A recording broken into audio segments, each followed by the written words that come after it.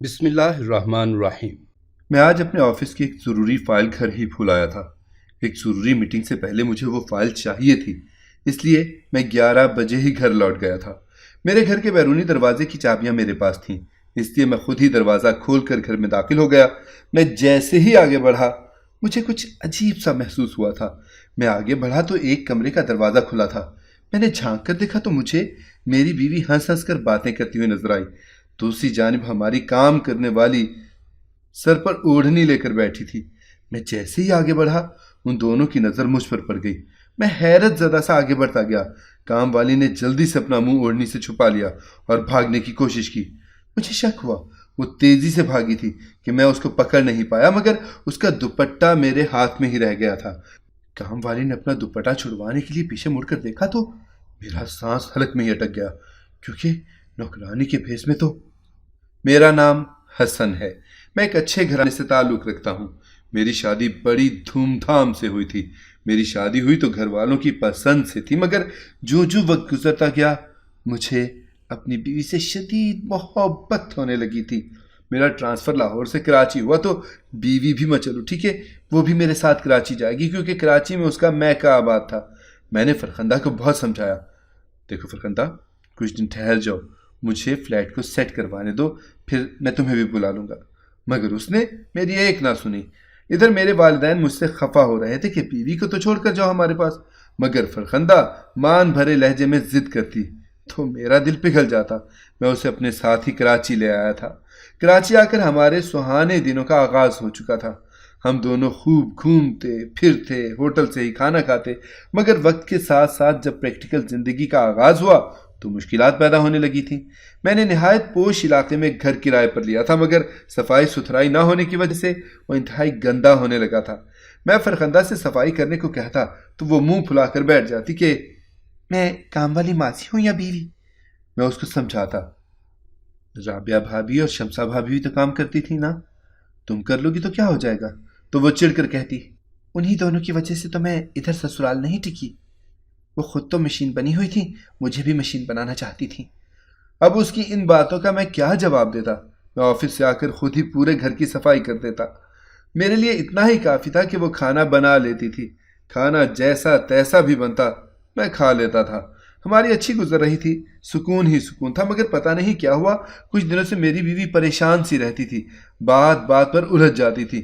پھر ایک دن فرخندہ نے بتایا کہ مجھے ایک کام والی مل گئی ہے، میں کئی دنوں سے کام والی کی تلاش میں تھی۔ وہ بولی کہ کام والی 2 گھنٹے کے لیے آیا کرے گی اور گھر کی صفائی کر کے جایا کرے گی۔ مجھے بڑی خوشی ہوئی کہ چلو مجھے اب مزید گھر کی صفائیاں نہیں کرنی پڑیں گی، مگر مجھے فکر بھی تھی۔ میں بولا، فرخندہ دھیان رکھنا کہ کام والی آتی تو گھر کی صفائی کرنے ہیں، مگر صفایا کر کے جاتی ہیں۔ وہ میری بات سن کر ہنس پڑی تھی اور بولی، آپ بے فکر رہیں، ایسا کچھ نہیں ہوگا۔ اب ایک بار پھر سے گھر میں سکون ہو گیا تھا۔ فرخندہ بڑی خوش رہتی، تیار شیار رہنے لگی تھی۔ میں گھر آتا تو اس کو بہت خوش پاتا تھا۔ مجھے بھی اطمینان تھا کہ چلو سب بہتر ہو گیا ہے۔ لیکن ایک دن میں آفس کی ایک ضروری فائل گھر بلایا تھا۔ گھر جا کر جو دیکھا تو اس سے تو میرے ہوش ہی اڑ گئے تھے۔ یہ سب میرے لیے ناقابل برداشت تھا، اسی لیے میں فرخندہ کو ایک کمرے میں بند کر آیا تھا۔ رات گئے میں گھر لوٹا تو فرخندہ نے زور زور سے دروازہ بجانا شروع کر دیا تھا۔ میں نے تنگ آ کر دروازہ کھول دیا اور اس سے پوچھا، تو مجھے سیدھا سیدھا بتاؤ کہ آج ہمارے گھر میں نوکرانی کے بھیس میں کون موجود تھی؟ تو وہ بولی، آپ کو میری قسم ہے، میری بات پہلے سن لیں، اس کے بعد میں آپ کو اسے ملوا دوں گی۔ میں نے اپنی بیوی کو ایک موقع دے دیا تھا۔ میں دل سے یہی چاہتا تھا کہ وہ میرے تمام خدشات کو جھٹلا دے، کیونکہ مجھے اس سے بے حد محبت تھی۔ فرخندہ نے اپنے آنسو پونچھ کر کہنا شروع کیا تھا، حسن، ہم 7 بہنیں اور ایک بھائی تھے۔ ابو جواریے اور امی ترزن تھیں۔ ہم سب چھوٹے چھوٹے تھے تو ہمارے پیٹ بھی چھوٹے تھے۔ امی کی سلائی کی کمائی سے ہمارے پیٹ بھر جاتے، بڑے ہوئے تو بھوک بھی بڑھ گئی۔ اب کم کھانے میں کہاں گزارا ہوتا تھا۔ امی ہنڈیاں چلا دیتی اور جی بھر کر سالن میں پانی ڈال دیتی، لیکن روٹی وہ ہر بار کم پڑ جاتی تھی۔ ہم خالی پیٹ ہی دسترخوان سے اٹھ جاتے تھے۔ جب کئی دن یہی نوبت رہی تو ہمارا دسترخوان باقاعدہ دنگل بن گیا تھا۔ ہم سب بہن بھائی ایک دوسرے سے نوالے چھین کر کھانے لگے تھے۔ میرا سب سے چھوٹا بھائی کاشف، وہ کھانا مٹھیوں میں بھر لیتا۔ ہم اس کو کچھ نہ کہتے۔ جب سب لڑ جھگڑ کر اٹھ جاتے تو وہ اپنے ننھے ننھے ہاتھوں سے روٹی کے ٹکڑے نکال کر امی کو کھلانے لگ جاتا۔ امی ساروں قطار روتی جاتی تو کاشی اپنی قمیض کے دامن سے امی کے آنسو صاف کرتا۔ میری سب سے بڑی بہن 17 سال کی تھی اور کاشی 4 سال کا۔ یہ جو عمروں کا فرق تھا نا، یہ بڑا جان لیوا تھا۔ بہن کی شادی کی عمر گزرتی جا رہی تھی، لیکن غریب گھروں سے بیٹیاں کون بیاہتا ہے؟ ہم بہنوں کو کاشی سے بڑی آس تھی۔ ہم دن گن گن کر کاٹتے تھے کہ کب وہ جوان ہوگا اور کب ہمارے نصیب کھلیں گے، مگر زندگی کی ہر منزل سراب ہی رہتی ہے۔ کاشی جوان ہو گیا اور ہم بہنیں پکی عمر کی ہوتی چلی گئیں۔ ہم اپنے نصیب کو روتی تو وہ سب سے بڑی بہن شبو کے گلے لگ کے رو پڑتا۔ امی اپنا ماتھا پیٹ کر رہ جاتی۔ امی کاشی کو بہت سمجھاتی کہ تم مرد ہو، جب کوئی عورت کسی مرد کے سامنے بے بس ہو کر آنسو بہاتی ہے تو مرد اس کی ہمت بندھا کر آنسو پونچھ لیتا ہے، خود رونے نہیں بیٹھ جاتا۔ مگر کاشی کو یہ باتیں کہاں سمجھ میں آتی تھی۔ اس بیچارے کے بھی ہماری ہی طرح نصیب پھوٹے ہوئے تھے، تعلیم سے بھی دور رہا اور ہنر سے بھی۔ جب 17 سال کا ہوا تو امی نے بجلی کا کام سیکھنے پر لگا دیا تھا، مگر تب تک اس کے پاس کام سیکھنے کو وقت بچا ہی کہاں تھا۔ امی کی نظر نہایت کم ہو چکی تھی، وہ سلائی نہیں کر سکتی تھی، جبکہ شبوں کے پٹھے کمزور ہو گئے تھے، وہ بھی سلائی سے پیچھے ہٹ گئی۔ اب غربت ہمارے گھر میں صبح و شام رقص کرتی تھی۔ ہم بھوکے رہتے تو ابا شام کو بڑا مست سا گھر لوٹتا تھا، وہ نشہ کر کے آتا اور بستر پر ڈھیر ہو جاتا۔ امی رات کو بھوک کی شدت سے رونے لگی تھی۔ کاشی نیند سے اٹھ کر امی کے پاس گیا اور ان کے گلے لگ کر رونے لگا تھا۔ پھر صبح ہوئی تو اس نے فیصلہ سنا دیا کہ وہ کام نہیں سیکھے گا بلکہ دہاڑی پہ کام کرے گا، محنت مزدوری کرے گا۔ وقت کی ضرورت ہی یہی تھی، تبھی تو ہم سب چپ ہی رہے۔ اب کاشی کے ساتھ اکثر ایک لڑکا ہمارے گھر آتا تھا، اس کا نام نومی تھا۔ وہ کاشی سے عمر میں کافی بڑا تھا، شاید مجھ سے بھی وہ 1-2 سال بڑا ہی ہو۔ وہ امی کو آ کر دلاسا دیتا کہ فکر نہ کریں، سب ٹھیک ہو جائے گا۔ پھر وہ چوری چپ کے مجھے دیکھتا تھا۔ نومی سیدھا میرے دل میں اتر گیا تھا، اس کو میں اچھی لگنے لگی تھی اور اس نے مجھے کہا تھا کہ جب اس کے گھر کے حالات بہتر ہو جائیں گے تو وہ مجھے اپنی دلہن بنا کر لے جائے گا۔ مگر پھر ایک دن نومی غائب ہو گیا۔ مجھے امید تھی کہ وہ ایک دن ضرور لوٹ کے آئے گا۔ ادھر کاشی بھی سارا دن گھر سے غائب رہتا تھا، اب تو وہ راتیں بھی باہر گزارنے لگا تھا۔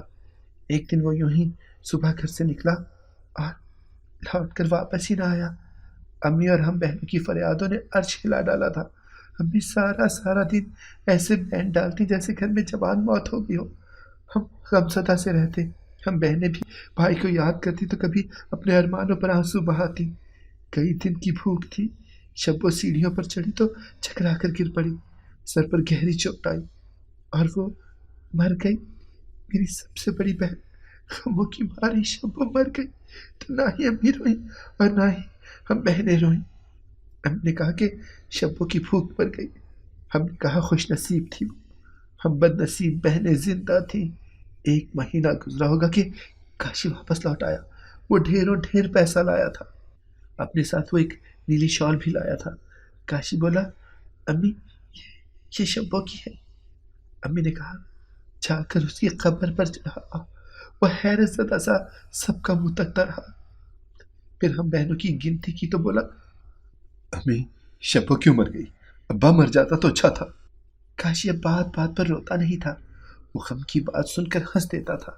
کاشی کے لوٹ آنے سے گھر میں رزق کی فراوانی ہو گئی تھی۔ اس نے امی سے کہا کہ میں ایک بزنس کرنے لگا ہوں۔ امی نے کہا، یا اللہ تیرا شکر۔ پھر کاشی کے دن رات کا کوئی حساب ہی نہ رہا، وہ کبھی دن کے نکلتا تو کبھی رات، اور کبھی رات بھر لوٹ کر ہی نہ آتا۔ ہم بہنیں پیٹ بھر کے کھاتی تو کاشی کے لیے دعا کرتی۔ کاشی نے امی سے کہا تھا، اماں میں جب کام کر کے باہر سے آتا ہوں نا تو مجھ سے کوئی بات نہ کیا کرے۔ وہ گھر آتا تو منہ چھپا کر کمرے میں چلا جاتا، آرام کر کے باہر آتا تو خوش ہوتا۔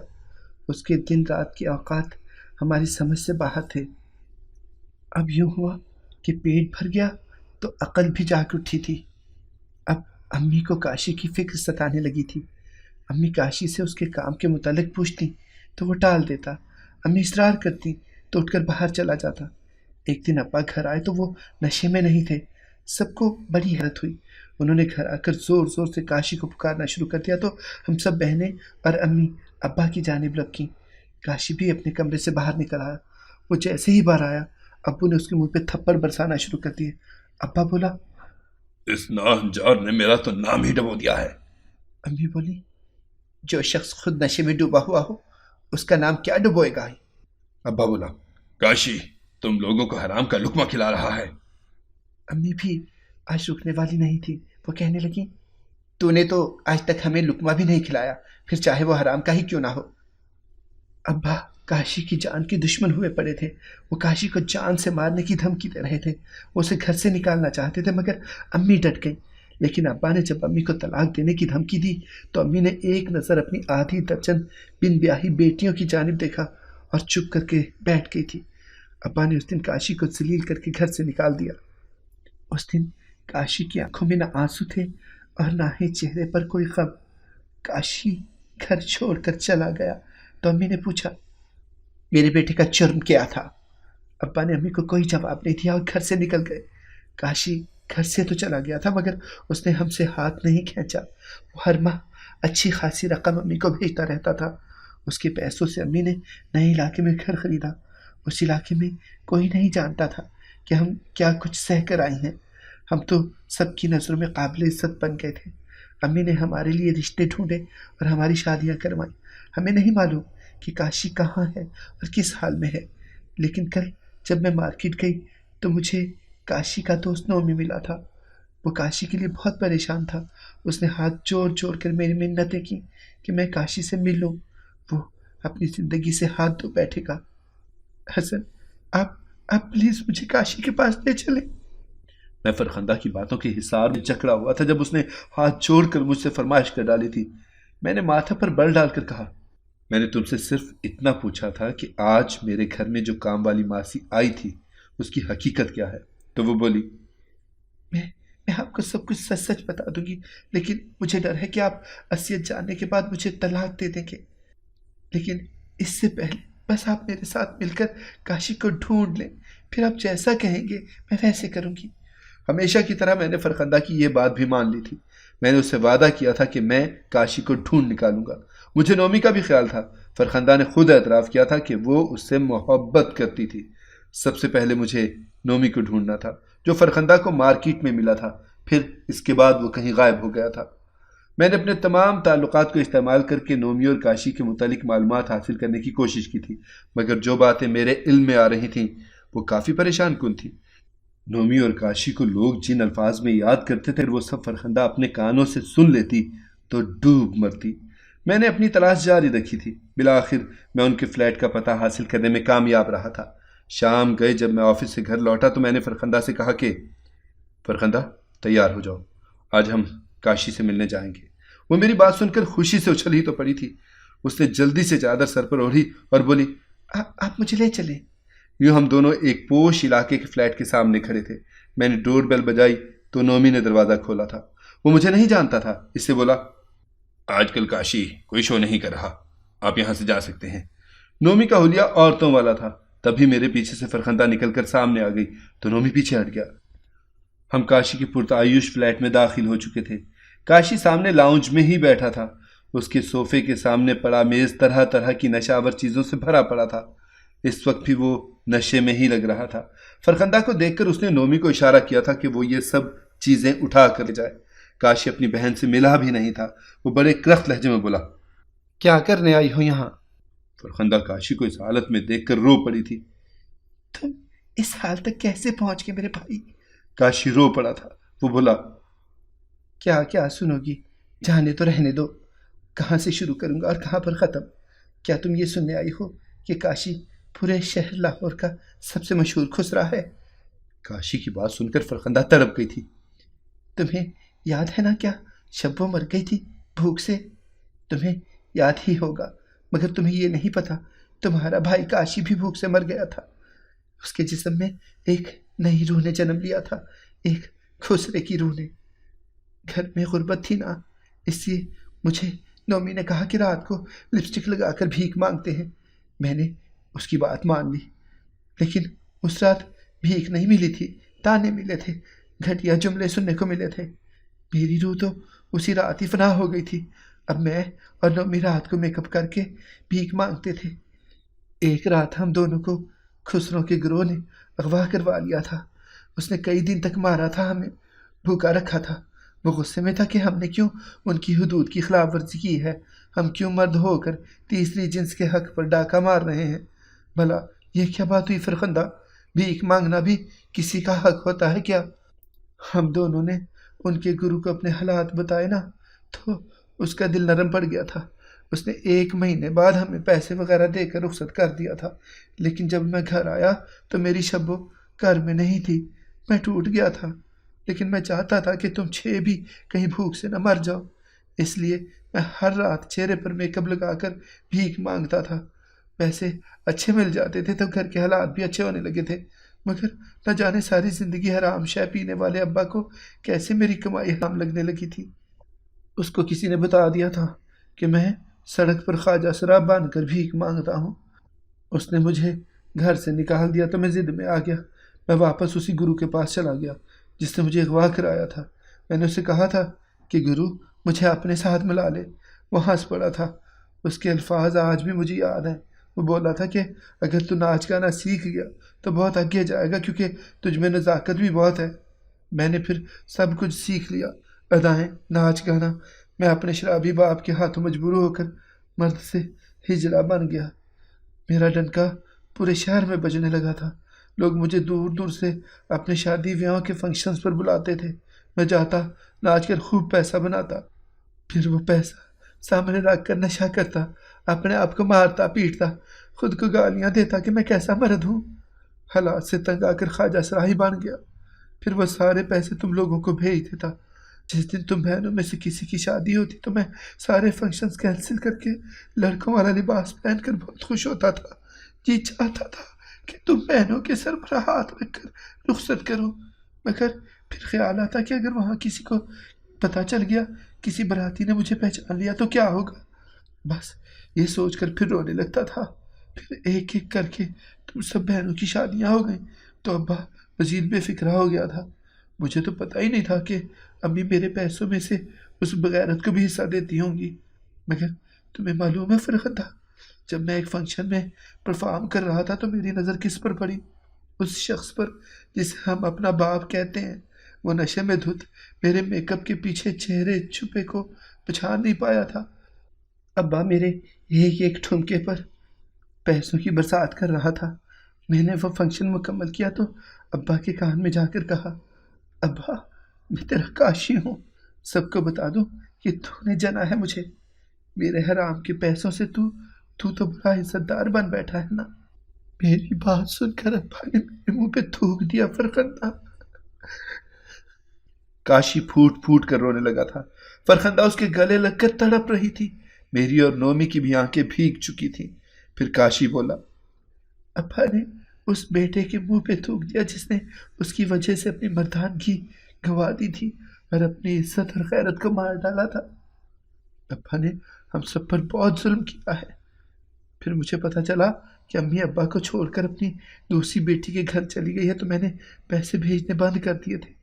अब तो खैर मैंने भी नाचना छोड़ दिया है, इसलिए इन हालात में हूँ।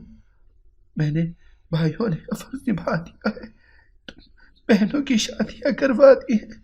अब मैं इस गुनाह और जिल्लत भरी जिंदगी को छोड़कर सबसे छुप कर रहना चाहता हूँ। फरखंदा और काशी के चेहरों से उनके गम बड़ी आसानी से देखे जा सकते थे। फरखंदा बोली, काशी तुमने हम सब के लिए जो कुछ किया है मेरे भाई, उसका शुक्रिया तो हम कभी अदा कर ही नहीं सकते। आज हम सब बहनें अपने घरों में आबाद हैं तो तुम यहाँ किस हसीयत से गुजर रहे हो। काशी तुम जानते हो क्या, अब्बा भीख मांगने लगा है। एक दिन हमारे घर पर दस्तक हुई। मैंने जैसे ही दरवाज़ा खोला तो सामने अब्बा खड़ा भीख मांग रहा था मेरे भाई। मैंने उसे घर बुला लिया और कहा कि मेरे घर की सफाई कर दिया करोगे तो तुम्हें 2 वक्त की रोटी दे दिया करूँगी। वो आता है मेरे घर पे, बड़ी मुश्किल से सफाई करता है। उसकी बूढ़ी हड्डियों में इतनी जान नहीं है कि वो काम कर सके, लेकिन मैं नहीं चाहती कि वो भीख मांगे। सारी ज़िंदगी उसने मुफ्त की रोटियां तोड़ी हैं, तो अब वो भी यूं ही करे। मैं उससे हम सब का हिसाब लेना चाहती हूँ। फिर फरखंदा मुझसे मुखातिब हुई और बोली, हसन, वो काम वाली मासी के रूप में आने वाला शख्स मेरा बाप है। अब सारी हकीकत मेरे सामने थी। मैंने फरखंदा को मुआफ़ कर दिया था। मुझे ही काशी का बड़ा भाई बनना पड़ा। मैं उसको और नोमी को अपने साथ अपने घर ले आया था। लेकिन फिर डॉक्टर से बात की तो उन दोनों को मंशियात की रोकथाम वाले हॉस्पिटल में दाखिल करवाना पड़ा था, जहां पर हर हफ्ते उनका माहिर नफ्सियात के साथ सेशन भी होता है। माजी की बहुत तल्ख यादें उनके जहन में नक्श थीं, जिनको नई ज़िंदगी शुरू करने के लिए मिटाना ज़रूरी था। मैं और फरखंदा हर हफ्ते उन दोनों से मिलने जाते हैं। वो बड़ी जल्दी बेहतर हो रहे हैं, जबकि फरखंदा अपने भाई के लिए रिश्ता ढूंढने में मसरूफ़ है। जहाँ तक फरखंदा के बाप की बात है तो वो हर रोज़ हमारे घर की सफाई करने आता है। मैं फरखंदा को समझाता हूँ कि वो अपने बाप को माफ़ कर दे, मगर वो माफ़ करने के लिए अभी ज़हनी तौर पर तैयार नहीं है। आप ही बताइए, क्या फरखंदा को चाहिए कि वो अपने बाप को माफ़ कर दे, या फिर उसे क्यों ही अपनी महरूमियों के बदले लेती रहे? अगर आपको हमारी कहानी पसंद आई है तो इसे लाइक करें, शेयर करें और हमारे चैनल को सब्सक्राइब करें। अगली कहानी तक के लिए इजाज़त दीजिए। अल्लाह हाफिज़।